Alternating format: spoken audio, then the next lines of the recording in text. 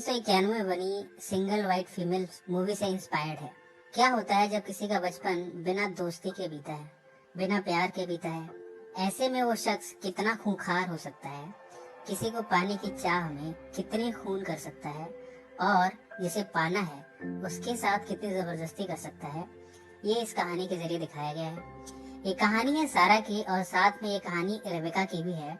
दोनों opposite characters हैं। सारा मैथ्यूज हॉस्टल में रहती है, कॉलेज की पढ़ाई कर रही है। उसके लिए प्यार पाना बड़ा आसान रहा है। उसकी खूबसूरती, उसकी पर्सनैलिटी, उसके बात करने का अंदाज और सबसे बड़ी चीज है उसका पॉजिटिव व्यक्तित्व जो उसे खास बनाता है। आज उसका कॉलेज के नेक्स्ट ईयर में एडमिशन हो गया है। उसकी छोटी बहन एमिली जब 9 साल की थी तभी गुजर गई। सारा अभी भी उससे प्यार करती है, कभी कभी उसे याद कर लिया करती है। इनफैक्ट सारा ने तो उसके नाम का टैटू भी अपनी बॉडी पे बनवाया है। पर वो ठीक है, कभी कभी बस उसे याद करके उन पुरानी यादों को ताजा कर लिया करती है। एक बार जब सारा अपने कॉलेज के हॉस्टल में पहुंची तो अपने रूम में किसी लड़की को देखा। पहले तो वो डर गई, फिर उसने पूछा तुम कौन हो। उसने कहा रेबेका।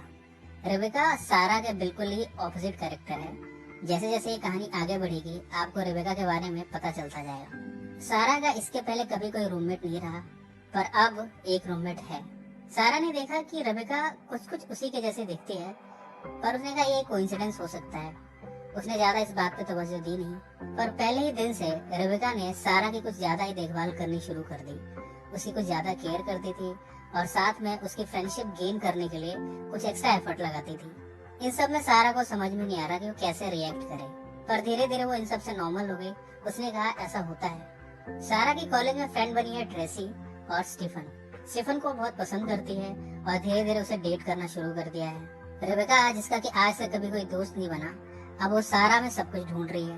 वो चाहती है कि सारा हमेशा उसके साथ टाइम स्पेंड करे, जबकि सारा कॉलेज से फ्री होने के बाद मोस्टली ट्रेसी के साथ रहती है या फिर स्टीफन के साथ। रेबेका को ये बिल्कुल भी पसंद नहीं। अब उसने फैसला किया है कि वो ट्रेसी को सबक सिखाएगी ताकि वो सारा से दूर रहे। एक दिन जब ट्रेसी हॉस्टल के बाथरूम में नहा रही थी तब रेबेका ने छुप छुप के उसे डराना शुरू किया। सबसे पहले तो उसने बाथरूम की लाइट बंद कर दी। ट्रेसी डर गई। उसके बाद कुछ आवाजें निकाली और फिर मौका देखकर अंधेरे में उस पर अटैक किया। उसे मारने के बाद उसने उसके कान में जो इयरिंग लगी थी उसे जोर से खींचा, इतनी जोर से कि ट्रेसी के कान से खून निकलने लगा। और इस तरह उसने वार्न किया कि आज के बाद से तुम सारा से कभी मत मिलना। अगर तुम मिली तो इसका अंजाम इससे भी बुरा होगा।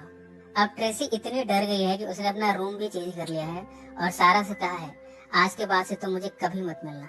सारा ने कई बार उसे कोशिश करी बात करने की, पर उसने कुछ रिस्पॉन्ड नहीं किया, बल्कि उसने ये दिखाया कि वो आजकल बिजी है और वो सारा को टाइम नहीं दे सकती। सारा ट्रेसी का अचानक से बदला हुआ बिहेवियर देखकर काफी सरप्राइज्ड हुई, पर उसे समझ में नहीं आ रहा कि ये सब कर कौन रहा है।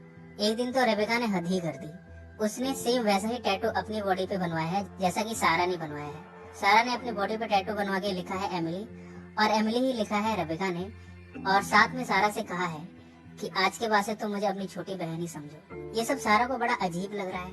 कई बार तो रेबेका उससे कहती है कि तुम मेरे साथ ही टाइम स्पेंड करो, पर वो अक्सर स्टीफन के साथ बिजी रहती है। एक दिन सारा को उसके प्रोफेसर रॉबर्ट ने अपने कैबिन में बुलाया और कुछ बातों के बहाने उसे किस किया। ये बात सारा को बिल्कुल पसंद नहीं आई। वो जब अपने रूम में आई तो एज अ फ्रेंड उसने रेबेका से ये सारी बातें शेयर कर दी, पर रेबेका को अब इसका बदला लेना था। बस फिर क्या था, वो पहुंची प्रोफेसर रॉबर्ट के कैबिन में और उसे सेड्यूस किया और साथ में अपने फोन में रिकॉर्डर ऑन कर दिया। रॉबर्ट को सेड्यूस करते हुए उसने कुछ उससे ऐसी बातें कहलवाई जो सुनकर उसकी पोजीशन इस कॉलेज से जा सकती है। बाद में रेबेका ने उसको ये आवाज सुनाई और कहा आज के बाद से अगर तुमने सारा से कोई भी रिश्ता रखा तो ये आवाज पब्लिक हो जाएगी। रॉबर्ट इन सब से इतना डर गया कि उसने सारा की क्लास में जाना ही बंद कर दिया। अब मजबूरन कॉलेज के स्टाफ ने एक नया प्रोफेसर हायर किया है सारा की क्लास के लिए।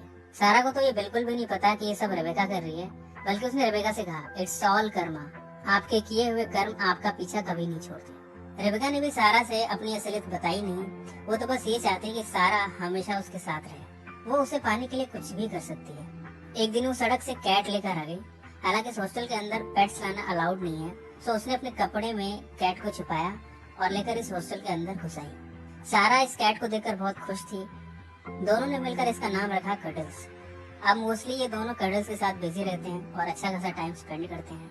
पर कुछ ही दिनों में हॉस्टल के स्टाफ को पता चल गया कि यहाँ पर एक बिल्ली है। स्टाफ ने कहा, इस बिल्ली को अभी यहाँ से बाहर ले जाओ वरना मेरी जॉब चली जाएगी। सारा ने रेबेका से कहा, इसे तुम वहीं छोड़ा ना जहाँ से तुम लाई थी। और जब सारा कॉलेज में गई तो रेबेका ने उस कैट को वॉशिंग मशीन में डालकर उसे मार दिया, अपने आप को कुछ चाटे मारे और कई जगह इंजर्ड कर लिया ताकि ऐसा लगे कि उसे किसी स्ट्रेंजर ने मारा है। शाम को जब सारा हॉस्टल के अंदर पहुंची तो उसने देखा कि रेबेका जख्मी हालत में बिस्तर पर लेटी हुई है। उसने पूछा, ये सब किसने किया? रेबेका ने बहाना बनाया, मुझे किसी अनजान व्यक्ति ने मारा है और काफी चोटें पहुंचाई है, और साथ ही कडल्स जिसे हम बहुत प्यार करते थे वो भाग गई। ये सब सुनकर सारा ने उसे हक किया और कहा कि हमें पुलिस को इन्फॉर्म करना चाहिए, पर रेबेका ने इससे मना कर दिया। उसने कहा, नहीं नहीं, पुलिस को बताने की कोई जरूरत नहीं है, मैंने बस तुम्हें बता दिया, मेरा दर्द कम हो गया, बस तुम मेरे साथ रहा करो, मुझे इतना ही चाहिए। मजबूरन सारा ने भी ये खबर पुलिस को नहीं दी। एक दिन जब सारा हॉस्टल में नहीं थी तब रेबेका ने उसके अलमीरा को चेक किया, उसमें उसे एक नेकलेस मिला। रेबेका ने वो नेकलेस पहन लिया। शाम को जब सारा आई तो उसने इस नेकलेस को देखा। उसने कहा कि तुम्हें नेकलेस कहाँ से मिला? रेबेका ने कहा, मुझे तुम्हारे अलमीरा में से मिला और मैंने इसे पहन लिया। सारा ने कहा, तुम मेरी कोई भी चीज इस्तेमाल कर सकती हो पर ये नहीं, क्योंकि ये मेरी छोटी बहन एमिली की निशानी है, इसे मैंने एक मेमोरी की तरह रखा हुआ है। रेबेका ने कहा, तुम मुझे ही अपनी छोटी बहन एमिली क्यों नहीं समझती हो? सारा ने इसका कोई जवाब नहीं दिया, पर अब धीरे धीरे उसे रेबेका के बिहेवियर पे शक होने लगा है। उसे समझ में नहीं आ रहा कि ये ऐसा बिहेव क्यों कर रही है। उसे ये तो मालूम हो गया है कि रेबेका के अंदर कुछ न कुछ तो प्रॉब्लम है। उसने ये सारी बातें स्टीफन से डिस्कस करी। स्टीफन ने कहा, तुम तुरंत अपना रूम बदल लो और आयरन के साथ शिफ्ट हो जाओ। सारा ने रेबेका से कहा कि कुछ दिनों में वो आयरन के साथ शिफ्ट हो जाएगी, पर रेबेका को यह बात बिल्कुल भी पसंद नहीं आई। रेबेका ने उससे कहा, तुम एटलीस्ट थैंक्सगिविंग डे तक मेरे साथ रुक जाओ। सारा इस पर मान गई और इस तरह रेबेका उसे अपने घर लेकर जा रही है। रेबेका के घर के पास पहुंचकर सारा ने ये पाया कि यहाँ के लड़कियां रेबेका से बात नहीं करती। एक बार जब दोनों रेस्टोरेंट में बैठे थे तब कुछ लड़कियों ने अचानक से रेबेका को देखा और देखते ही वहाँ से चली गई। अब सारा को और भी ज्यादा शक होने लगा है रेबेका पर। घर में जब रेबेका और उसके पिता आपस में बातें कर रहे थे तब सारा छुपकर उनकी बातें सुन रही थी। उसके पिता ने पूछा, क्या आप तुम नॉर्मल हो? रेबेका ने कहा, आपको मेरे बारे में फिक्र करने की कोई जरूरत नहीं है। सारा तुरंत दौड़ती हुई उसकी माँ के पास पहुंची। उसकी माँ ने सारा से पूछा, क्या रेबेका अभी भी दवाइयाँ लेती है? सारा ने पूछा, कौन सी दवाइयाँ? इतने में रेबेका वहाँ पर आ गई और सारा अपने सवाल का जवाब नहीं पा सकी। आजकल सारा को अपने पास बॉयफ्रेंड जेसन से काफी कॉल्स आ रहे हैं और वो उससे मिलना चाहता है। हालांकि सारा उससे नहीं मिलना चाहती, पर जब ये बात रेबेका को पता चली तो उसने डिसाइड किया कि वो जेसन को एक लेसन तो जरूर देगी। वो पहुंची उस होटल में जहाँ पर जेसन रुका हुआ है। ये सारी इन्फॉर्मेशन उसने सारा से निकलवा ली थी और होटल के रूम में जाकर उसने जेसन को सेड्यूस किया और मौका देखकर उसके पेट में चाकू घोंपकर उसे मार दिया। इधर सारा ने रेबेका के रूम में अपनी तलाश जारी रखी है। तलाश में उसे मिली है एक मेडिसिन जिसका नाम है जिप्रेक्सा। ये दवाई की बोतल पूरी भरी हुई है, यानी रेबेका ने इसकी एक डोज भी नहीं ली है। अब सारा ने इस दवाई को गूगल किया और ये पाया कि ये दवाई स्किज़ोफ्रेनिया या फिर कह लीजिए बाइपोलर डिसऑर्डर के लिए होती है। इस कंडीशन में मरीज एक मेंटल डिप्रेशन में चला जाता है और अजीब अजीब सी हरकतें करने लगता है। अब सारा ये जान चुकी है कि रेबेका की मानसिक हालत ठीक नहीं है, इसलिए उसने फैसला किया कि वो जल्द से जल्द उस रूम को छोड़ देगी और अपना रूम बदल लेगी। पर रेबेका से छुटकारा पाना इतना भी आसान नहीं है। रेबेका पहुंची आयरन के पास जिसके साथ सारा ने मूव इन करने का प्लान बना रखा है। पहले तो उसने उसको बेड में बांध दिया रस्सियों से और उसे कई पंचेस मारे और फिर कहा कि तुम सारा को फोन करो। सारा के पास फोन आया। आयरन ने उसे अपने कमरे में बुलाया है। सारा को इस बार शक हुआ, इसलिए उसने तुरंत स्टीफन को फोन करके कहा कि तुम तुरंत आयरन के कमरे में पहुंचो, और सारा भी वहां पहुंची।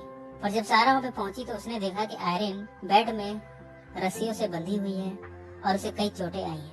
इतने में रेबेका जो गेट के पीछे छुपी हुई थी उसने तुरंत सारा पे अटैक किया और कहा, तुमने कभी मेरे प्यार की कदर नहीं की।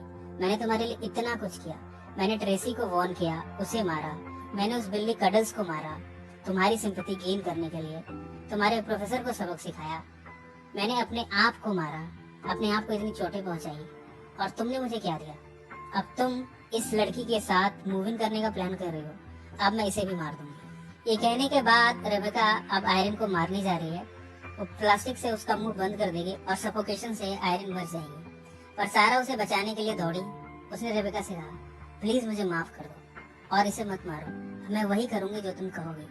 रेबेका को लगा कि सारा सच कह रही है, इसलिए वो सारा के करीब गई। मौका देखते ही सारा ने उसकी गन छीनकर उससे दूर फेंक दिया। रेबेका को अब और भी तेज गुस्सा आया और अब वो सारा को ऑलमोस्ट मारने ही वाली थी कि वहाँ पर तुरंत स्टीफन पहुंचा और उसने उसके पीठ पर जोर का वार किया। अब सारा दौड़ी गई है विंडो के पास और विंडो से मदद के लिए चिल्ला रही है। इधर रेबेका स्टीफन पे भारी पड़ी है। उसने उसे इतनी जोर से मारा है कि वो बेहोश हो गया है और अब वो सारा पे अटैक करने जा रही है। दोनों में कुछ लड़ाई हुई और लड़ते लड़ते सारा के हाथ एक चाकू लग गया और उसने उस चाकू से रेबेका के पीठ पर वार कर दिया और इस तरह रेबेका की जान निकल गई। मरते वक्त सारा ने देखा कि उसने अभी भी एमिली का वो नेकलेस पहना हुआ है। सारा ने तुरंत वो नेकलेस उसके गले से खींच लिया और साथ में आयरन को रस्सी से छुड़ाया और स्टीफन को भी होश में लाई। फाइनली सारा को रेबेका से छुटकारा मिल गया। अपने हॉस्टल के रूम में पहुंचकर उसने वो बेड जिस पर रेबेका रहती थी उस बेड को हटा दिया है। स्टीफन ने कहा, क्या अब मैं तुम्हारे साथ मूव इन कर सकता हूँ? उसने कहा, नहीं, अब मुझे किसी रूममेट की जरूरत नहीं है। सारा अब इतनी डरी हुई है कि वो कभी भी अपना रूम किसी से शेयर नहीं करेगी।